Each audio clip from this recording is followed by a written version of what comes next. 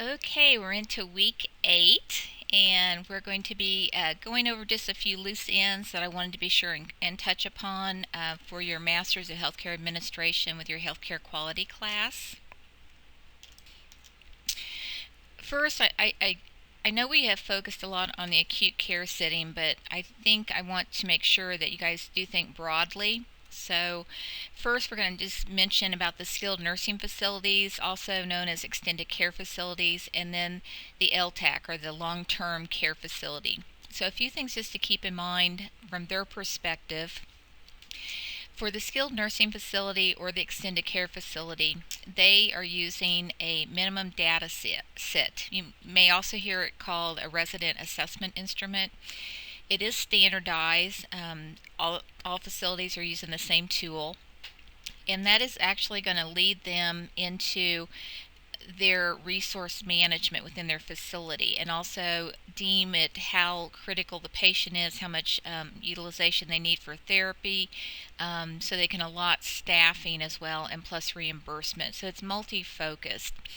I understand that I think they do these at least quarterly, maybe more often if warranted.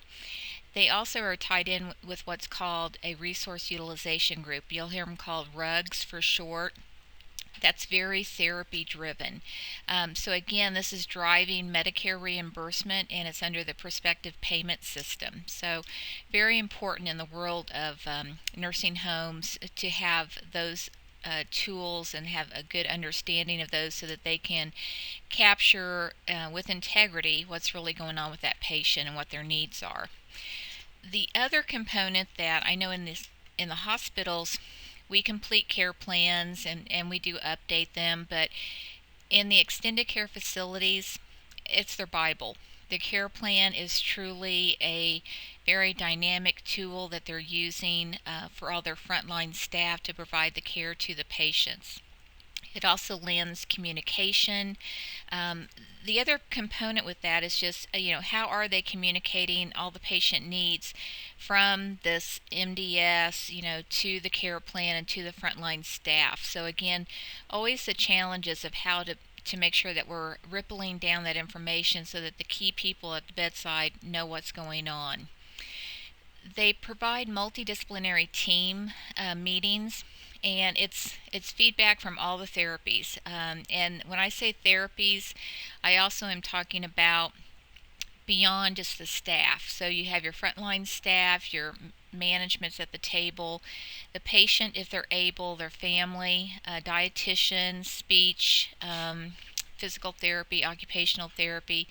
And then if they have hospice involved, they too are involved on these multidisciplinary teams. So it's very open-ended, so they can really develop that care plan, which again is the Bible for what is going to be delivered care-wise for the patient.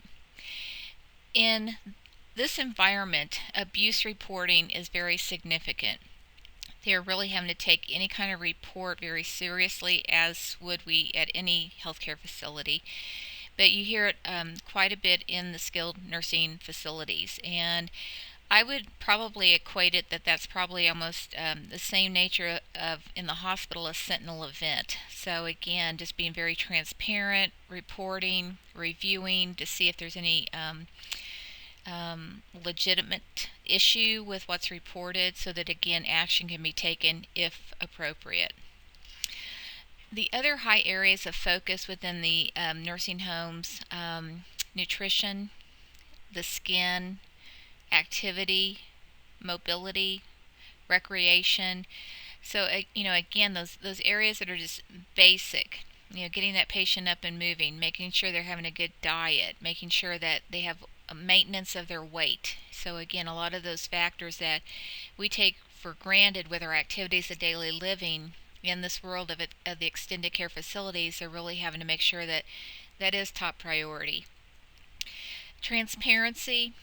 We are seeing so much more, as we've talked about with the acute care settings, with transparency. It is now hitting, and has been in some areas for a while, but with the extended care facilities, with the long-term care facilities, so public reporting, value-based purchasing, these are also, again, expanding beyond just the acute care walls. The other issue that comes up is, we talk about if we have a state survey in the hospital, even if we have a Joint Commission survey. These are anywhere from, maybe just a couple of days with a state survey, 2 to 3 days maybe, sometimes maybe 4. And then same with like a Joint Commission survey, depending on what all they're looking at, but just a few days. The surveys, when they come to survey the extended care facilities, they can be quite lengthy. They can take up to a few weeks. So again, they do a lot more hands-on competency checking, evaluating the frontline staff processes with the patients, validating that minimum data set, looking at care plans, looking at that multidisciplinary team, always looking at infection control, infection prevention. So again, just being aware that they are very highly surveyed, and again, they can have any kind of survey driven by a complaint survey, much the same as any other organization. I've listed just a few resources. This is not all inclusive, but CARF, you hear of the Commission on Accreditation of Rehab Facilities, is a very good resource for those long-term care places. Also just Joint Commissions, Centers for Disease Control, Indiana State Department of Health, or any state Department of Health, wherever you would be located, and then the federal government. These are some of your primary sources that you can get information. Home health care, there's a drive right now to change the name to be healthcare at home. So we'll see if that catches on and locks and loads to stay on track with changing that over. We'll see. Also hospice care and palliative care. So some things just to be aware of with palliative care. They are addressing that the patient, their care, it can be started and stopped at any time for any serious illness. It does not require that you stop potentially curative treatment for your disease. So some of this might even be some of your patients that are coming in for radiation therapy, and sometimes they're getting that for pain control instead of for a curative situation. So that one kind of comes to mind when I think about palliative care and some of our radiation patients. Hospice care, it is usually when you've got a terminal diagnosis and you have less than 6 months life expectancy. It does require that you stop potentially curative treatments and that you accept that you have that terminal illness and that you will be dying. It's really keeping that patient comfortable, having them in their own home or their own, the sitting, wherever that hospice setting may be. But again, just it's a more at ease environment with letting them be kept comfortable and dying in peace. The home health quality improvement is a good resource. Also, the State Department of Health again. We have the National Hospice and Palliative Care Organization. IHI, comes up again as being another really good resource for home health care and hospice and palliative care. Center to Advance Palliative Care. And then last but not least, the Indiana Association for Home and Hospice Care. And again, other states would have probably the same organization or association for home and hospice care as well. So I know the home care agencies, they do a lot with some of the Joint Commission and OREX quality measures that they collect and submit.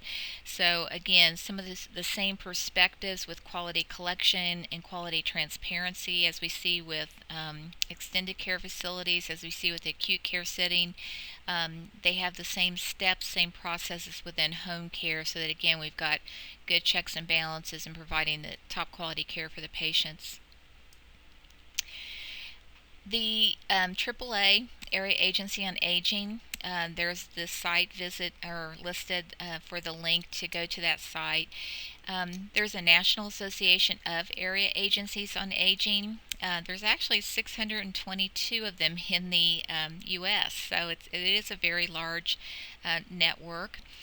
Their mission is to look at The primary goal is to build the capacity of their members so that they can help older adults and people with disabilities live with dignity and choices in their homes and communities for as long as possible. Their vision to build a society that values and supports people as they age. They are really looking at advocacy. They're trying to provide a voice for that patient, I shouldn't even say patient, that older adult wanting to stay in their own home, and also their families, so they can help provide them with resources and information. They have many things that they can provide as far as with aging services. They have grants that people can take advantage of, that are for the older adults and people with disabilities and the caregivers that take care of them. Again, those resources, and then they also have links provided for the professionals to get additional information that's going to help them, for that older adult, or that the person with a disability, to stay at home and again live with dignity in that environment. Critical Access Hospital. It is certified under a set of COPs, or the Medicare Conditions of Participation, but they're structured different from what you would see in an acute care hospital. So they are having no more than 25 inpatient beds. Usually their annual length of stay is no more than 96 hours for an acute inpatient stay. They do offer 24-hour care 7 days a week. Have emergency care as well, usually more in a rural environment. So again, it's critical that they have that access for that patient out in the rural setting. Thus why we have critical access as the title. And then again, there's at least 35 miles drive between that critical access hospital and another hospital. So again, it's a need level that's there to help stabilize that patient and treat them. And the Department of Health and Human Resources, they actually have some additional information for this. Ambulatory care. We're talking about going where that customer is. They're out in the community. The primary strategy that has hospitals and health systems around the country busily forming networks is the ambulatory care centers, physician practices, and the urgent care centers. There's a link for some more information for you. They're really wanting to think outside the box when it comes to healthcare delivery and wellness and maintenance. You're even seeing more and more pop up where you have kind of minute care, urgent care within a pharmacy, like Walgreens, for example, CVS. You'll see pop-up urgent care centers around so that people can get seen. You'll see extended hours with physician offices. So a lot of different venues that they're being creative. They are thinking outside of the box in order to have a care delivery where patients can be treated and be seen if there is a need. Medical staff offices, they have a quality reporting system. So the PQRS, they actually are encouraging eligible professionals and group practices to report information to Medicare. So again, they're wanting to have the guidelines apples to apples, so they're comparing information about maybe frequency that they're doing blood glucose evaluations on their patients. That's just one example out of many, many that they have to select from. So they are trying to encourage the physicians and their offices to get more engaged with sharing information. As we continue to go down this pathway with value-based purchasing, the physician offices are also going to be tapped into this. And so again, more quality information from all levels of care. Physician offices will not be excluded. And also that level of transparency that will continue to grow as well. There are some platforms that you can go out there, you can do Google searches, and you can pull up physician individual information, at times some physician practices information. That's going to continue to grow. So we've had a lot of that in the home care arena. We've had some of it in extended care facility. obviously with the acute care setting in the hospitals, but it is catching up for all the arms of healthcare and the physician offices. That too will come. Education partners, I just think it's really good to be aware that there's so many tools out there. You don't have to reinvent the wheel. Crimson, that's a software system that hospitals can purchase, other facilities can purchase as well. It has a lot of toolkits embedded in it where you can start making improvements maybe on blood utilization, for example, or readmissions, whatever the case may be. Joint Commission, Agency for Healthcare Research, National Quality Strategy, Centers for Disease Control, your State Department of Health, Purdue Healthcare Advisors, QSource, QIO, which is a quality improvement organization, ATOM Alliance, which is tied in with QSource, your federal government, CMS, the National Patient Safety Forum. Of course, we have our American Hospital Association, our Indiana Hospital Association, American Nursing Association, Indiana State Nursing Association. The list is just really very extensive. So this is a snapshot of a few. But I just want you to be aware there are a lot of tools out there. There are a lot of resources that are very well done. Many of the educational items you can download or send and get copies, many at no charge. And they are already if you're giving it to a patient at a reading level that is appropriate, like a fourth grade level maybe, just to make sure that the person being able to comprehend and read that information, that it is going to be fitting for that audience so that they can capture and read and make a difference in their life with that education. CDC and public health. So the Centers for Disease Control, they're heavily involved, with items going on nationally, internationally. So do think broad. This is healthcare quality. This is another perfect example. It's not just cornered in the hospital setting. It's local, it is national, and it is international.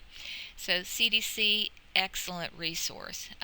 We use those all the time in the hospital. I know that they reach out and use those for local state situations. The nursing homes or extended care facilities tap into their information. Also remember public health. We have our Vigo County Health Department. They do so many good workshops and have clinics within the community. A lot of vaccines are handled through the health department. So again, think about that work as well. Good examples of public health, antibiotic stewardship. We have a lot of focus on that, especially with Joint Commission and CDC within the hospital. But that's also spilling out to the communities, and we're really trying to do more with making sure the layperson knows more about antibiotic stewardship. You don't want to be placed on an antibiotic unless there really is a need, so you're not treating a virus, which is not appropriate. You need to have a bacterial infection. You need to have the right antibiotic for the right amount of days at the right dose, and you shouldn't just be freely having a prescription for an antibiotic and self-treating. This is how we get resistance build up, and it is getting to be of national concern. Zika virus, I think this is a good example of something that's really gone broader. We started out, they're talking about in other countries, and then boom, we have it right now in Miami. So the concern is very high. We just want to make sure that we're staying on top of what the CDC is finding, what the public health is finding, so that they can keep the community safe. Ebola, we've kind of gotten over that wave of information about Ebola, but when that was hitting the airways and when they were talking so much about that, there was a lot of concern. We've put a lot of good action steps in place within our hospital for an admitting review of the patient if they've come from traveling outside the country. But that is just a classic public health situation. Hand washing, basic step. that also is of public health concern, and the CDC. That's why hand washing, you'll see that information posted in restaurants where they have require that their staff wash their hands before they resume work. Very basic, but again, that is a public health focus. Also, the needle exchange program in southern Indiana, there's been a lot of focus on a huge outbreak of HIV with people sharing needles and because of drug use. So this falls into that arm. So lots of opportunity, lots of potential quality factors that can be brought to the forefront. So within the master's degree of healthcare administration, this is an area, again, you need to think about because it does fall under an area that could potentially need to be managed from a quality stance and is an ongoing, evolving situation. The Agency for Healthcare Research and Quality, they have a national quality strategy. And I thought this was really interesting. I was on a call recently and they were talking about better care, healthy people, healthy communities, and affordable care. They started this initiative in 2011. They have 6 priorities. They are combining in with the Department of Health and Human Services, also CDC, and then they also have healthier employees, healthy Americans. So, it really gets beyond just a patient realm. They're looking at delivery of healthcare services, the patient health outcomes, and they're looking at population health. So again, tying into that public health arm. There's more than 300 groups and organizations and individuals representing all sectors of healthcare industry within this nationwide effort. So it is pretty broad and it is growing. They have primary people at the table to try to improve their aims and their priorities and then lever to get impact with what their targets are. So some examples, they have a campaign or a program called Million Hearts, and they're looking at tobacco use, they're looking at cholesterol treatment, because again, they're wanting to have people with healthier lifestyles, healthier heart. They're looking at early detection for cervical cancer, diabetes, opioid misuse, that whole package of inactivity and obesity, poor nutrition, looking at that as a public health stance, excessive alcohol use, looking at stroke prevention, blood pressure control, the adherence to their medication, again, that needs to be a focus, cardiac rehab for ongoing health within their heart and the cardiovascular. They're looking at mental health and the parity, because we do have some disparity if you look across the nation of people getting treated and others not getting treated. How can we fairly distribute, making sure that if a person has a need for health care, that is being addressed? Telemedicine, how can we maximize that? How can we use it? How can we make it benefit the community?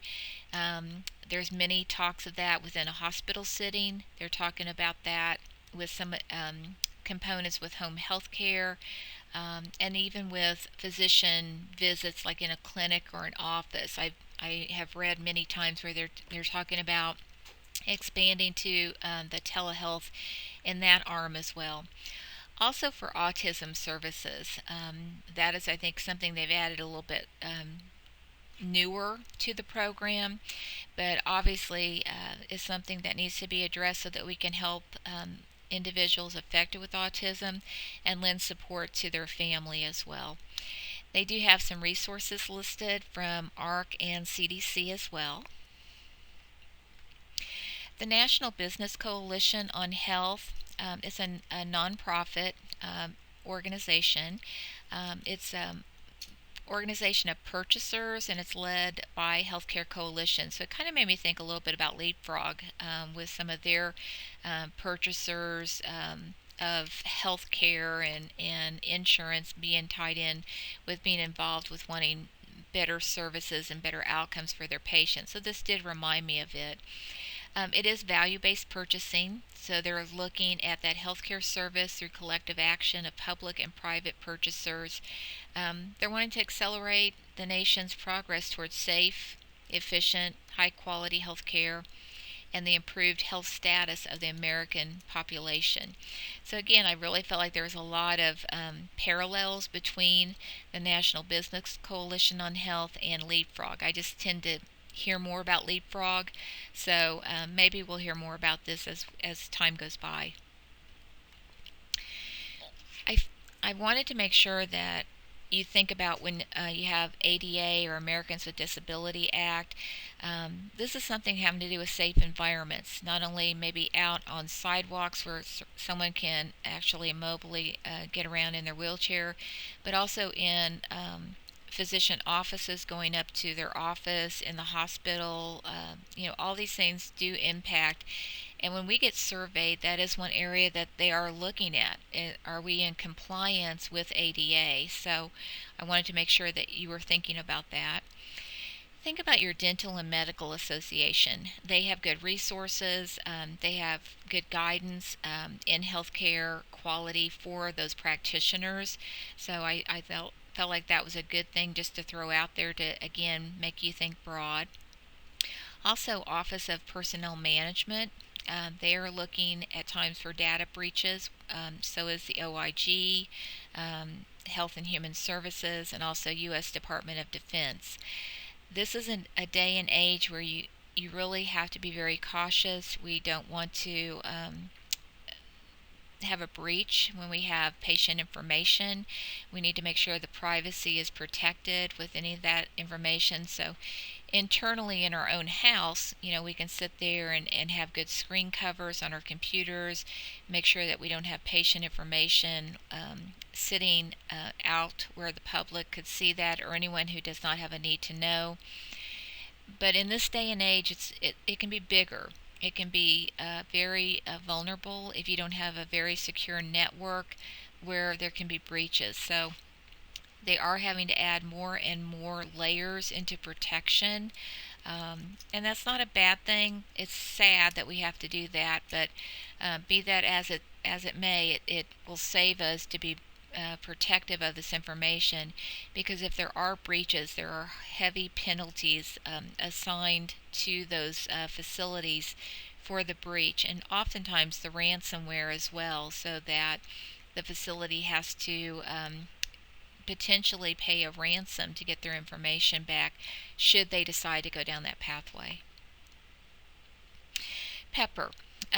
You may hear about a PEPR report. It actually stands for Program for Evaluating Payment Patterns and Electronic Report. It helps to identify at-risk or improper payments. It is claims-based, coding-driven. I know that within our hospital we look at that to kind of see where we have trends over time. It comes out quarterly.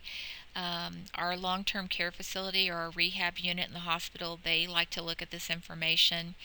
But it goes across skilled nursing facilities, hospice, also partial hospitalizations, short-term acute care hospitals, critical access, inpatient psych, and home health care. So a lot of information available.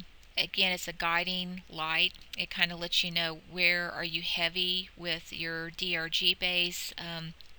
One area I know in Vigo County that comes up where we tend to have a lot of claims going in the direction of COPD, so chronic obstructive pulmonary disease, and we realize that. We realize we have a heavy base of people in the community that smoke, and farmers, and chemical exposure, so we feel like that's probably a lot of it.